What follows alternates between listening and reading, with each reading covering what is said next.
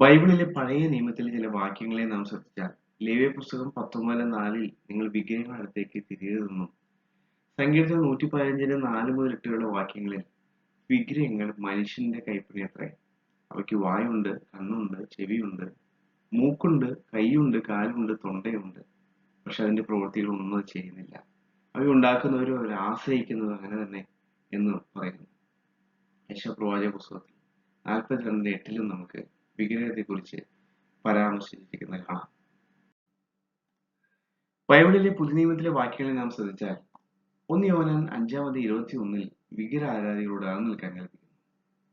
1 കൊരിന്ത്യർ 6:9 മുതൽ 10 വരെയുള്ള വാക്യങ്ങളിൽ വിഗ്രഹാരാധികൾ ദൈവരാജ്യം അവകാശപ്പെക്കില്ല എന്ന് പറയുന്നു. കൂടാതെ 1 കൊരിന്ത്യർ 10:14 വിഗ്രഹാരാധന വിട്ടുകൊടുക്കുവാൻ കൽപ്പിക്കുന്നു.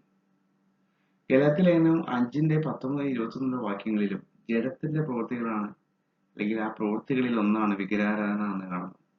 വെളിപ്പാട് പുസ്തകം 21:8 വിഗ്രഹാരാധികൾക്ക് വരുന്ന അവസാനവും അവിടെ വ്യക്തമായി പറഞ്ഞിരിക്കുന്നു. ഇനി നമുക്ക് പഴയ നിയമത്തിലെ ഏറ്റവും പ്രധാനപ്പെട്ട ചില വാക്യങ്ങളോട് ശ്രദ്ധിക്കാം. ദൈവം മോശയോട് നൽകപ്പെട്ട 10 കൽപ്പനകളാണ്. നമുക്കത് കാണാൻ കഴിയുന്ന പുറപ്പാട് 20:4 മുതലുള്ള വാക്യങ്ങളിലും ആവർത്തനം 5:7 മുതലുള്ള വാക്യങ്ങളിലാണ്. ഇവിടെ ഇങ്ങനെ പറയുന്നത് ഒരു വിഗ്രഹം ഉണ്ടാക്കരുത്. മീതെ സ്വർഗത്തിലെങ്കിലും താഴെ ഭൂമിയിലെങ്കിലും ഭൂമിക്ക് കീഴെ വെള്ളത്തിലെങ്കിലുമുള്ള യാതൊന്നിന്റെയും പ്രതിമ അരുത് ഉണ്ടാക്കരുത് എന്ന് പറയാനുള്ള പ്രധാന കാരണം താഴത്തെ ഭാഗത്ത് കാണാം. അവയെ നമസ്കരിക്കുകയോ സേവിക്കുകയോ ചെയ്യരുത്. അതായത് നമസ്കരിക്കാനോ സേവിക്കാനോ വേണ്ടി ഉണ്ടാക്കരുത്. കാരണം നിന്റെ ദൈവം യഹോവയാണ് എന്നതാണ്. അപ്പോൾ ഇവിടെ ദൈവത്തിന് പകരമായി രൂപങ്ങൾ ഉണ്ടാക്കുകയും അതിനെ ദൈവമായി കണ്ട് വണങ്ങുകയും ചെയ്യുന്നത് കർശനമായി വിരോധിച്ചിരിക്കുന്നു എന്ന് മനസ്സിലാക്കുക. ഈ വാക്യത്തിൽ വിഗ്രഹവും വിഗ്രഹ ആരാധനയും തമ്മിൽ വേർതിരിച്ച് നമുക്ക് മനസ്സിലാക്കാവുന്നതാണ്. മീതെ സ്വർഗത്തിലും താഴെ ഭൂമിയിലെങ്കിലും ഭൂമിക്ക് കീഴെ വെള്ളത്തിലുമുള്ള യാതൊരു പ്രതിമയും അരുത്. അപ്പോ സ്വർഗത്തിലും ഭൂമിയിലും വെള്ളത്തിലുമുള്ള പ്രതിമകളാണ്, സാദൃശ്യമാണ് ഐഡൽസ് ആണ് വിഗ്രഹങ്ങൾ. അവയെ നമസ്കരിക്കുകയോ സേവിക്കുകയോ ചെയ്യരുതെന്ന് പറയുമ്പോൾ എപ്പോഴാണ് നമ്മൾ ഈ പ്രതിമയ്ക്ക് നേരെ നമസ്കരിക്കുവാനോ സേവിക്കുവാനോ ആശ്രയിക്കുവാനോ ചെയ്യുമ്പോൾ അത് വിഗ്രഹ ആരാധനയെ മാറുന്നു. എന്നാൽ ബൈബിളില് എല്ലാ പ്രതിമ നിർമ്മാണവും തെറ്റാണെന്ന് പറഞ്ഞിട്ടുണ്ടോ? നമുക്ക് ഒന്ന് രണ്ട് ഉദാഹരണങ്ങളായി എടുക്കാം. ഒന്ന് കെരൂബുകളുടെ രൂപം. പുറപ്പാട് പുസ്തകം 25:12 വാക്യത്തിലാണ് നിയമപ്പെട്ടകത്തിന് മുകളിൽ സ്വർണം കൊണ്ട് 2 കെരൂബുകളുടെ രൂപം ഉണ്ടാക്കുവാൻ കൽപ്പിച്ചു. അപ്പോൾ രൂപം ഉണ്ടാക്കുന്നതല്ല പാപം, അതിന് ദൈവമായി ആരാധിക്കുന്നതാണ് പാപം. കൂടാതെ ഒരു വാക്യം കൂടി നമുക്ക് ശ്രദ്ധിക്കാം. താമ്ര സർപ്പത്തെ കുറിച്ചാണ്. സംഖ്യാപുസ്തകം 21:8 മുതൽ 9 വരെയുള്ള വാക്യങ്ങൾ. മരുഭൂമിയിൽ വെച്ച് ഇസ്രായേൽ ജനത്തെ രക്ഷിക്കാൻ ഒരു ചെമ്പ് അഥവാ താമ്ര സർപ്പത്തെ ഉണ്ടാക്കി വടി കുത്തി നിർത്തുവാൻ ദൈവം ആവശ്യപ്പെട്ടു. ഇവിടെ നാം നോക്കുക, പ്രതിമ ഉണ്ടാക്കിയതല്ല പാപം, അതിനെ ആരാധിക്കുന്നതാണ്, അതിൽ ആശ്രയിക്കുന്നതാണ് പാപം എന്ന് നമുക്ക് മനസ്സിലാക്കാം. എന്നാൽ ദൈവം പറഞ്ഞ് ഉണ്ടാക്കിയ അടയാളങ്ങൾ അല്ലെങ്കിൽ രൂപങ്ങൾ അല്ലെങ്കിൽ വിഗ്രഹങ്ങൾ, ഇതിനെയൊന്നും ആരും ദൈവമായി ആരാധിച്ചില്ല ഇതിന്റെ പ്രാരംഭ സമയത്ത്. എന്നാൽ അതിനെ അവർ കണ്ടിരുന്നത് ദൈവത്തിന്റെ സാന്നിധ്യത്തെയോ അല്ലെങ്കിൽ ദൈവത്തിന്റെ കൽപ്പനയ്ക്കോ അടയാളമായി മാത്രം അവർ ഉപയോഗിച്ചു. എന്നാൽ കാലഘട്ടം കഴിഞ്ഞപ്പോൾ പിന്നീട് ചെമ്പ് സർപ്പത്തെ അല്ലെങ്കിൽ പിച്ചള സർപ്പത്തെ ജനങ്ങൾ ആരാധിക്കാൻ തുടങ്ങി. അത് നമുക്കൊരു ഉദാഹരണമാണ്. തുടക്കകാലത്ത് ഇത്ര അടയാളമായോ സാദൃശ്യമായോ ഓർമ്മയ്ക്കായോ നമ്മൾ വെക്കും.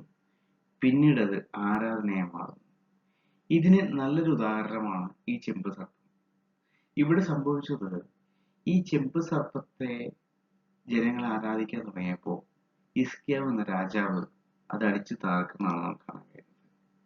മോശയിലൂടെ മോശ നിർമ്മിച്ച ഒരു താമ്ര സർപ്പത്തെ ഉടയ്ക്കുവാൻ ഹിസ്കിയ രാജാവിന് കഴിഞ്ഞു. അത് ദൈവത്തിന് പ്രസാദകരമായിരുന്നു എന്ന് നമുക്ക് ആ വാക്യങ്ങളിൽ കാണാം. ആ താമ്ര സർപ്പത്തെ നെഗുഷ്ടാൻ എന്ന പേര് നൽകി ഇസ്രായേൽ മക്കൾ അതിന് ധൂപം കാട്ടുവാനും അതിനെ നമസ്കരിക്കുവാനും തിരിഞ്ഞു എന്നതാണ് ഈ അടയാളമായ സംഭവത്തിൽ നിന്ന് ആരാധനയിലേക്ക് എത്തിച്ചേർന്നത് എന്ന് നമുക്ക് മനസ്സിലാക്കാം. എപ്പോഴാണ് ഒരു വസ്തുവോ ഒരു അടയാളമായി വെച്ചതോ രൂപമോ അത് വിഗ്രഹ ആരാധനയെ മാറുന്നത് എന്ന് നമുക്ക് ഈ നെഗുസ്റ്റാന്റെ കാര്യത്തിൽ തന്നെ മനസ്സിലാക്കാം. ഇവിടെ എന്താണ് സംഭവിച്ചത്?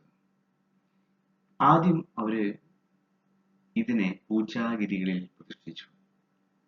ദൈവത്തിന് മാത്രം ആരാധിക്കുന്നതിന് പകരം അന്യദൈവന്മാരെ ആരാധിക്കുന്ന കുന്നുകളിലും പൂജാ സ്ഥലങ്ങളിലും ഇതിനെ അവർ പ്രതിഷ്ഠിച്ചു. 2 രാജാക്കന്മാർ 18:4 കാണാം. രണ്ടാമത് അതിന് ധൂപം കാട്ടി. ദേവാലയത്തിൽ ദൈവത്തിന് മാത്രം അർപ്പിക്കുന്ന സുഗന്ധ ധൂപവർഗം അവർ ഈ ചെമ്പ് സർപ്പത്തിന്റെ മുന്നിൽ കത്തിച്ചു. കൂടാതെ അവർ ഈ പിച്ചള സർപ്പത്തിന് പേരും കൂടി നൽകി. നെഹുസ്ഥാൻ എന്നൊരു പേര് നൽകി ഒരു ദേവനെ പോലെ അവർ പ്രതിഷ്ഠിച്ചു. മാത്രമല്ല ബലികളും വഴിപാടുകളും അതിന് മുന്നിൽ അർപ്പിച്ചു. അക്കാലത്തെ അന്യദൈവ ആരാധനകളുടെ ഭാഗമായി വിഗ്രഹങ്ങൾക്ക് നൽകിയിരുന്നത് പോലെ വഴിപാടുകൾ ഈ നെഹുസ്ഥാൻ നൽകിപ്പോന്നു. കൂടാതെ അമാനുഷിക ശക്തിയുണ്ടെന്ന് വിശ്വസിച്ചു. രോഗശാന്തി നൽകിയത് ദൈവമാണെന്ന കാര്യം അവർ മറന്നുപോയി. ഈ ചെമ്പ് രൂപത്തിന് സ്വന്തമായി അത്ഭുത ശക്തിയുണ്ടെന്ന് അവർ തെറ്റായി വിശ്വസിച്ചു. നാം ചരിത്രത്തിൽ നോക്കുകയാണെങ്കിൽ ചരിത്രാതീത കാലം മുതൽക്കേ മനുഷ്യൻ ചില ആരാധന അല്ലെങ്കിൽ സ്റ്റോൺ വർഷിപ്പ് ആരംഭിച്ചതായി നാം കാണാം. എന്നാൽ ജൂത മതത്തിൽ കല്ലുകളെ ദൈവമായി കണ്ട് ആരാധിക്കുന്ന രീതി ഉണ്ടായിരുന്നില്ല. ക്രിസ്തു മതത്തിലും നമുക്കത് കാണാൻ കഴിയില്ല. മാത്രമല്ല ബൈബിളിന്റെ നിയമപ്രകാരം കല്ലുകളെയോ വിഗ്രഹങ്ങളെയോ ദൈവമായി ആരാധിക്കുന്നത് പാപമാണ്. പുരാതന കാലത്ത് ആളുകൾക്ക് ശാസ്ത്രീയമായ അറിവുകൾ കുറവായിരുന്നതിനാൽ ആകാശത്ത് നിന്ന് വലിയ വെളിച്ചത്തോടെയോ ശബ്ദത്തോടെയോ ഭൂമിയിലേക്ക് വീഴുന്ന ഉൽക്കാ ശിഖിലങ്ങളെ അല്ലെങ്കിൽ ഉൽക്കാ ശിലകളെ അവർ ദൈവമായോ അടയാളങ്ങളായോ അല്ലെങ്കിൽ ദൈവം നേരിട്ടയച്ച വസ്തുക്കളായോ വിശ്വസിച്ചു പോകുന്നു എന്നതാണ് ഇതിന് പ്രധാന കാരണം. എന്നാൽ ബൈബിളിലെ പുതിയ നിയമത്തിന്റെ കാഴ്ചപ്പാട് എന്തെന്ന് പറഞ്ഞാൽ വിഗ്രഹ ആരാധനയുടെ നിർവചനം എന്നാൽ വളരെ ആഴമുള്ളതാണ്. കേവലം കല്ലിലും മരത്തിലും തീർത്ത രൂപങ്ങൾക്ക് മുന്നിൽ ആരാധിക്കുന്നത് അല്ലെങ്കിൽ അതിനെ വിഗ്രഹമായി കാണുന്നത് മാത്രമല്ല. കൊലോസ്യ ലേഖനം 3:5 വിഗ്രഹ ആരാധനയായ അത്യാഗ്രഹം എന്ന് കാണുവാൻ കഴിയും. അതായത് ആഗ്രഹമല്ല, ആഗ്രഹം എപ്പോഴാണ് അത്യാഗ്രഹമായി മാറുന്നത് ഇതിനെ എന്ത് ചെയ്തു? വിഗ്രഹ ആരാധന എന്ന് വിളിച്ചു. അവിടെ രൂപങ്ങളോ സാദൃശ്യങ്ങളോ ഐഡൽസ് ഒന്നും ആവശ്യമില്ല. നമ്മുടെ ഹൃദയത്തിനകത്ത് കടന്നു വരുന്ന ഒരു അത്യാഗ്രഹം എന്തായി മാറുന്നു? വിഗ്രഹാരാധനയായി മാറുന്നു. അതായത് ദൈവത്തിന് നാം നൽകേണ്ട സ്ഥാനം നമ്മൾ നമ്മുടെ ഉള്ളിലോ പുറത്തോ ഉള്ള വിഗ്രഹങ്ങളിലേക്ക് നൽകുമ്പോൾ അത് വിഗ്രഹാരാധനയായി മാറും. അങ്ങനെയെങ്കിൽ എപ്പോഴാണ് ഒരു വിഗ്രഹം വിഗ്രഹ ആരാധനയായി മാറുന്നത് എന്ന് നമുക്ക് വളരെ വ്യക്തമായി മനസ്സിലായി. നെഹുഷ്ഠാൻ എന്ന ഒരു പിച്ചള സർപ്പത്തിന്റെ കാര്യത്തിലും ജനങ്ങൾക്ക് വന്ന മാറ്റം നമ്മൾ കണ്ടു. ഒരു അടയാളമായി കാണേണ്ട നെഹുഷ്ഠാനെ അവരെന്ത് ചെയ്തു? ആ നെഹുഷ്ഠാന് പ്രത്യേക കഴിവുകളുണ്ടെന്നും അവർക്ക് രോഗസൗഖ്യം നൽകാൻ കഴിയുമെന്നും അവർ ദൈവമായി തന്നെ കാണുവാനായി തീർന്നു. അത് വിഗ്രഹാരാധനയിലേക്ക് എത്തി എന്ന് പറയുന്ന പോലെ നമ്മുടെ ഉള്ളിൽ കടന്നു വരുന്ന ഒരു ആഗ്രഹത്തെ ആ ആഗ്രഹം അത്യാഗ്രഹമായി മാറുമ്പോൾ അതൊരു വിഗ്രഹമായി സ്ഥാപിക്കപ്പെടുകയാണ് ചെയ്യുന്നത്. അപ്പോ നാം ദൈവത്തെ ആരാധിക്കേണ്ടത് എങ്ങനെയാണെന്ന് യോഹന്നാൻ 4:24 കാണാൻ കഴിയും. ദൈവം ആത്മാവാണെന്നും അവനെ ആരാധിക്കുന്നവർ ആത്മാവിലും സത്യത്തിലുമാണ് ആരാധിക്കുന്നത്. അല്ലാതെ കേവലം ഒരു വിഗ്രഹത്തിന്റെ മുന്നിലല്ല. നമുക്ക് നന്ദി പറയേണ്ടത് വിഗ്രഹത്തോടല്ല, നമ്മെ സൃഷ്ടിച്ച, നമുക്ക് ജീവൻ നൽകിയ ആ ദൈവത്തെ, ജീവനുള്ള ദൈവത്തെ നാം ആയിരിക്കണം. അല്ലാതെ കേവലം മനുഷ്യന്റെ കരങ്ങൾ കൊണ്ട് മനുഷ്യന്റെ ചിന്തയാൽ അല്ലെങ്കിൽ മനുഷ്യന്റെ വിടുതലിന് വേണ്ടി ദൈവം തന്നെ കൽപ്പിച്ച വസ്തുക്കളിലേക്കോ രൂപങ്ങളിലേക്കല്ല, അത് കൽപ്പിച്ചവനിലേക്ക് അല്ലെങ്കിൽ അതിനെ സൃഷ്ടിച്ചവനിലേക്ക് നമ്മുടെ ആരാധന ഉയരട്ടെ. അപ്പോൾ ദൈവത്തെ ആരാധിക്കുന്നവർ ദൈവത്തെ ആത്മാവിലും സത്യത്തിലുമാണ് ആരാധിക്കേണ്ടത്. അത് നമുക്ക് ഏത് നിമിഷത്തിലും ഏത് സമയത്തിലും ഏത് ദിശയിലും ചെയ്യാൻ കഴിയും എന്നൊരു ചിന്തയാണ് ബൈബിൾ വിളിക്കുന്നത്.